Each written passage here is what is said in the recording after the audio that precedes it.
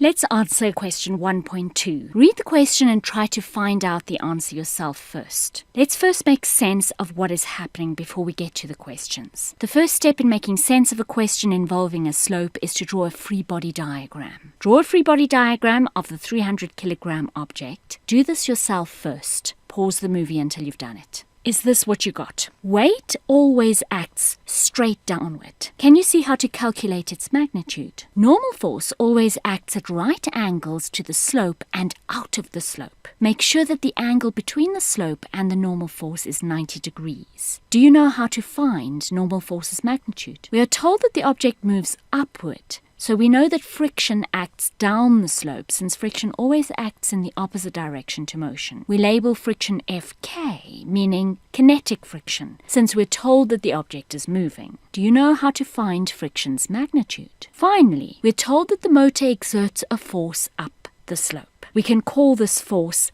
F motor or F applied or tension, since the motor pulls the object upward via a rope. Can you see how you would be able to find what the magnitude of the force that the motor exerts is? Let's start by calculating the magnitude of the weight. That's easy. Weight equals mass times acceleration due to gravity. The mass is 300 kilograms, g is 9.8 meters per second squared, so weight is 2940 newtons. How can that help us to find the other forces, the normal, friction, and the force applied by the motor? If you can't see the answer to those questions yet, remember that in slope calculations you need to resolve weight into its components perpendicular to and parallel to the slope. So do that next. Pause until you've done it. Weight's component perpendicular to the slope is found by W cos theta, where theta is the angle that the slope makes to the horizontal. Weight's component parallel to the slope is found by W sine theta. We've already calculated W as 2940 newtons, and we're told that theta is 25 degrees. So solve for each of these. Is this what you got? What is the significance of each of these numbers? How does each one help us to find the other forces which act on this object? Let's start with the perpendicular component of W. Which force is equal and opposite to this force in this situation? Normal force. Normal force and the perpendicular component of weight cancel one another's effects out in the plane in which they act. That prevents the object from accelerating in that plane. In other words, the slope doesn't collapse because of these two forces cancelling one another's effects out. So if we know the perpendicular component of W, then we know N. They have the same magnitude but opposite directions. Now, what does knowing N's value help us? What other force is affected by the magnitude of the normal force? Friction. Friction force is determined by normal force and the coefficient of friction. And indeed, the question asks us to find the magnitude of the frictional force acting on the crate. So we've just calculated N, and we're told the coefficient of kinetic friction for these two materials. So now you solve for friction. Remember that N is 2664,54 newtons, and the coefficient of kinetic friction is given as 0,19. So we find the answer is 506,26 newtons, and we know its direction is down the slope. Ask yourself, how can this help us to find the last unknown force acting on the object?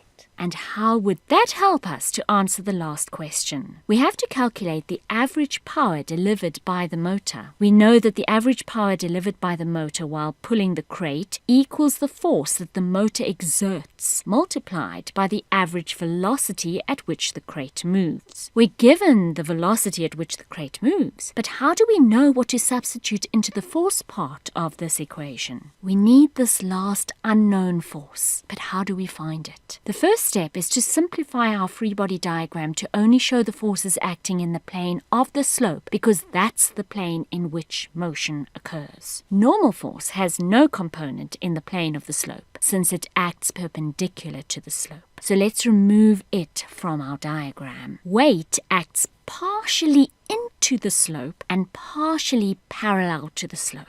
We are now only interested in its component parallel to the slope, so these are the forces which act in the same plane as the motion. We have already calculated 2 of these, so put their values in. We calculated friction as 506,26 newtons, and we calculated the parallel component of W as 1242,5 newtons. So how can this information help us to know what magnitude of force the motor is exerting? The key to answering this lies in these 2 words: constant speed. We are told that the crate moves up the slope at constant speed, but why is this important? This tells us that the motion of the body is constant. In other words, the body is in equilibrium, which can mean that it is stationary, which is not the case here, or it can mean that it is moving at a constant velocity, which is the case here. Whenever a body is in equilibrium, we know that the forces acting on the body are balanced. In other words, there is no net force acting on the body. Can you then see what the magnitude of the force exerted by the motor must be? It has to equal the sum of the magnitudes of the 2 forces which act down the slope, so that the 3 forces will cancel one another's effects out. Therefore, its magnitude must be 1,748,76 newtons. Remember, we're actually trying to find out the average power exerted by the motor. We substitute the force we've just calculated, and we substitute the speed at which the crate moves. We solve to find that the motor exerts an average power of 874,38 watts. What does that mean? Power is the rate at which work is done, which is the rate at which energy is transferred.